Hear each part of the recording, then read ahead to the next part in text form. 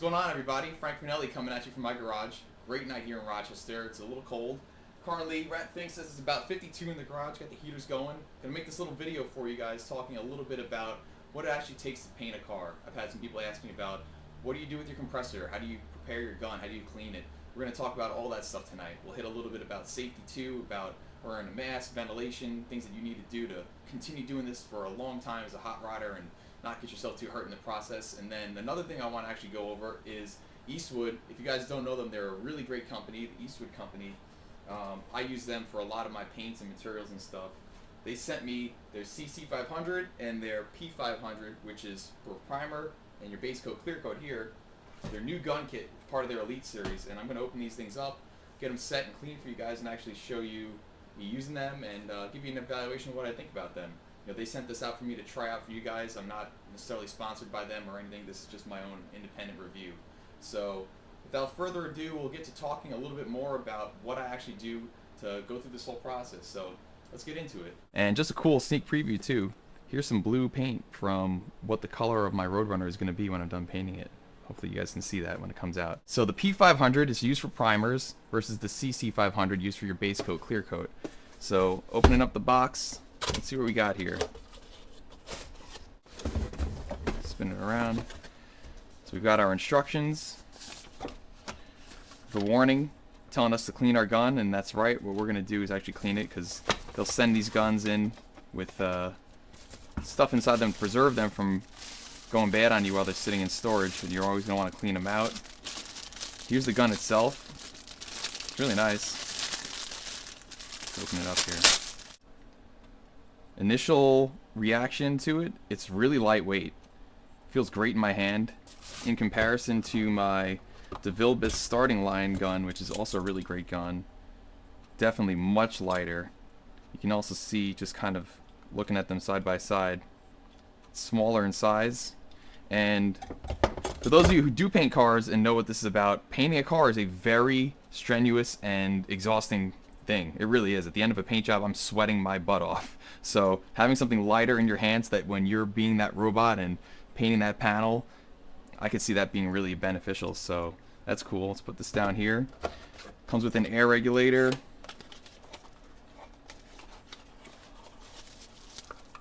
So this is great, so you can actually measure the airflow and the pressure at the gun when it's coming in.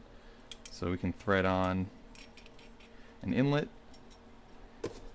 and this would get threaded on here. Sometimes this goes on nice and easily and there won't be any leaks. Other times maybe you might just use a little bit of pipe sealer on these threads, but we'll see how it goes when I connect it to the compressor. And you want this angled someplace where your wrist is not hitting this adjustment valve, so you're not messing it up, but you can also see it. So I'll probably put it something like that. Looks like it's also got a spare needle set, which is cool. So this is a 2.0, and what it comes with, I believe, is a 1.7. Yep, 1.7. So depending on the thickness of the material you're spraying, you might be needing to change out your needles. I think the 1.7 should be fine for doing this primer here.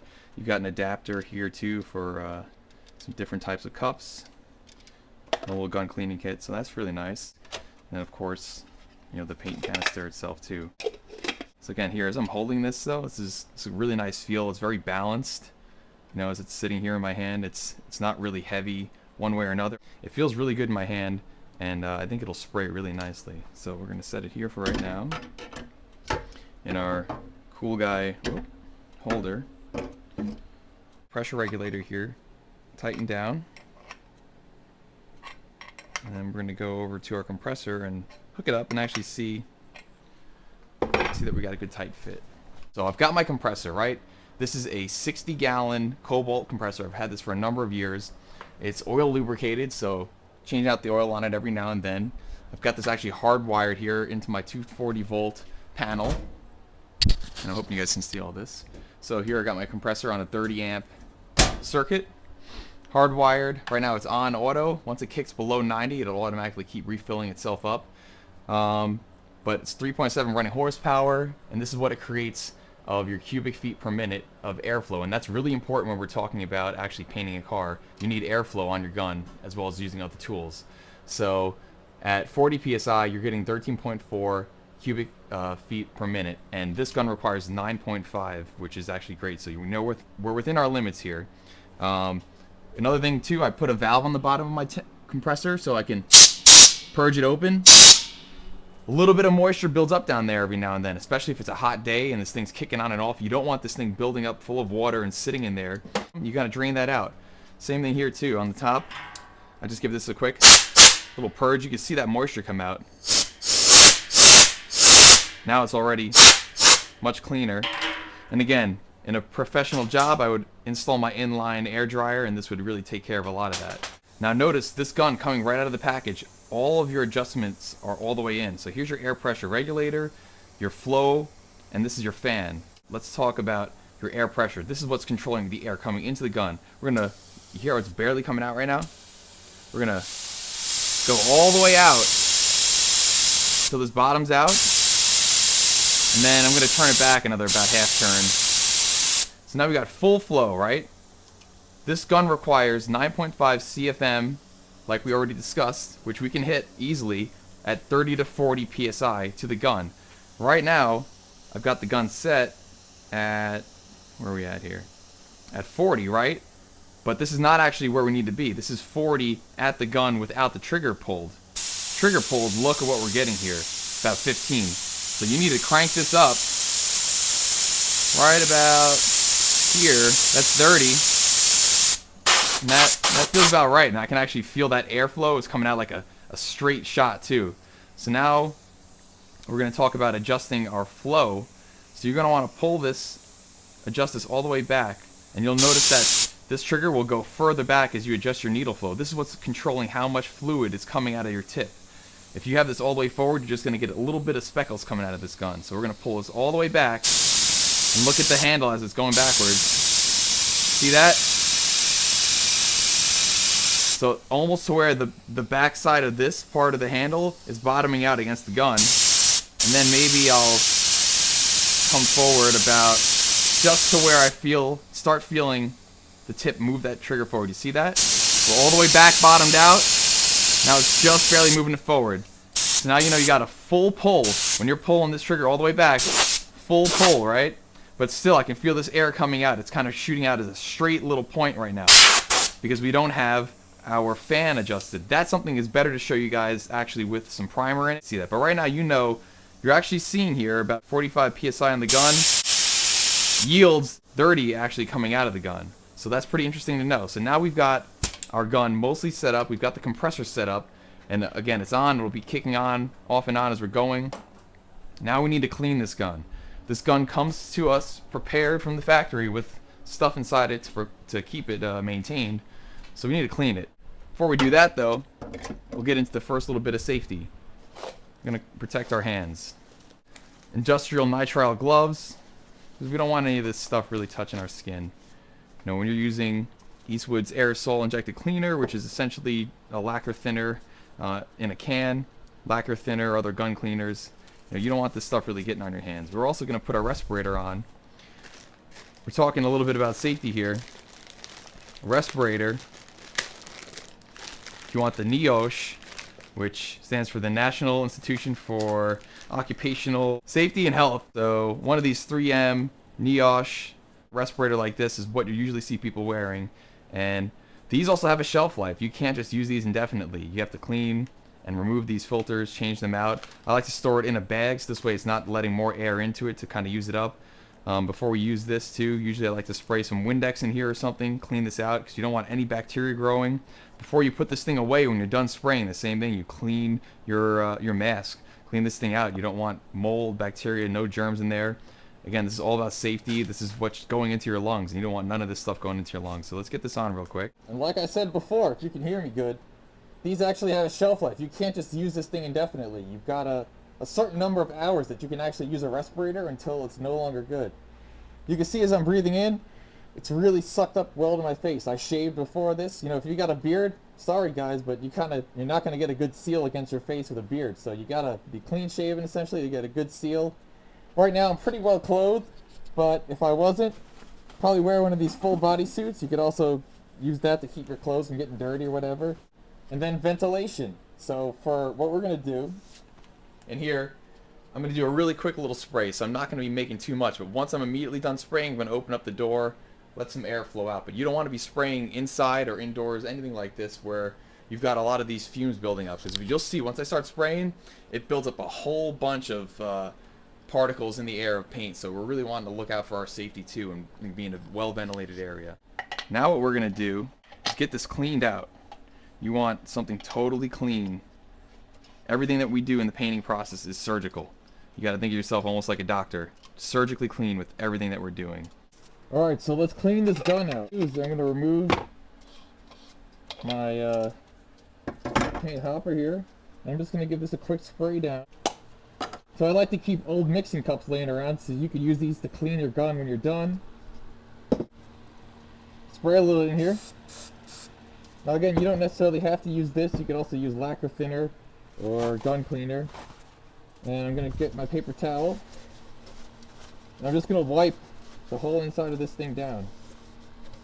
Making sure I get all the way to the bottom.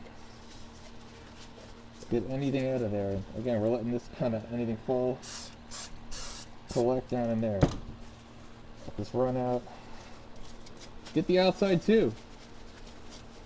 Again, remember, surgically clean with everything that we're doing with the painting process. If this had grease on it, and then you went over to your fresh fender that you're ready to prime and touch it, now you screwed up your whole paint job. You're going to get fish eyes. Clean, clean, clean. Alright, so now this is cleaned. Here, getting this clean too. Alright, now the gun itself, to clean it, what we're going to do is actually run some of this through it. And that's why this aerosol injected cleaner is really handy. Otherwise, if you're just using your economy lacquer thinner bottle and pouring it in, it's a little bit of a pain in the butt. So we're going to come over here to the compressor and actually clean it on the outside too, because again, we want to clean. Give it a little spray down. And now I'm going to spray here. So now that's a really quick way to start cleaning it. To get us a good thorough cleaning, we're going to take this apart real quick. And this is the part everybody who paints, including myself, dreads. It's kind of a pain in the butt. We don't want to do this cleanup. We just want to do the fun part of actually painting and then not worry about this, but kind of have to. We're going to remove the fluid tip. Set that down. Now, we're going to remove the fluid needle. Make sure you don't lose that spring. Pull backwards. And now you need the little key, which comes here in this part. So now, we're going to remove the nozzle. And that's it. Your gun is essentially disassembled right now. And this is the same process we're going to use when we're done painting to clean this thing out too. So from here, now what I'm going to want to do is our aerosol injected cleaner. Spray all in here. Getting all this stuff cleaned up.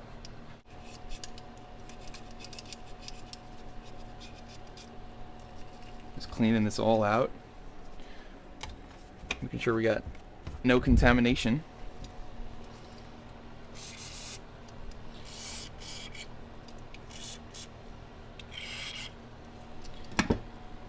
Alright, now the gun is essentially clean. You could also fill this up completely with, you know, lacquer thinner and soak it in there. But I'm satisfied with that. Again, we're going to spray down our tip all the way from the inside, getting in all these nooks and crannies. Same thing here from the nozzle. Getting all those little holes. The needle, fluid needle. Now we're going to run this right along the paper.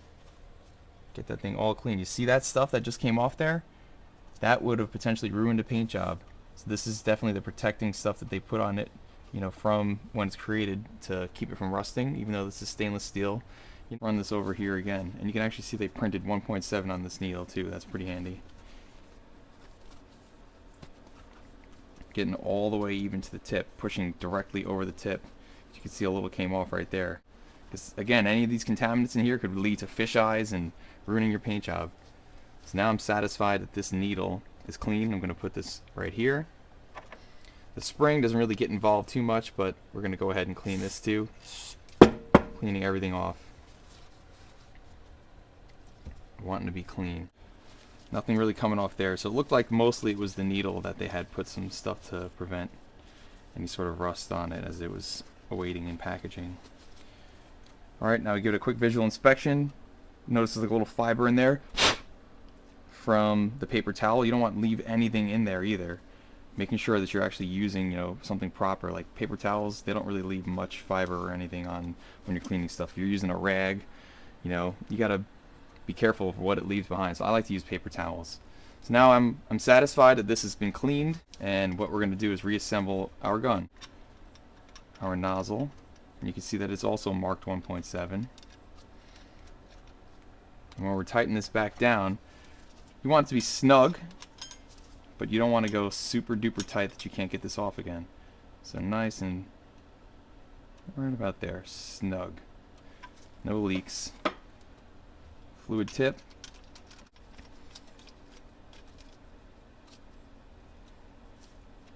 And you want this to be nice and horizontal.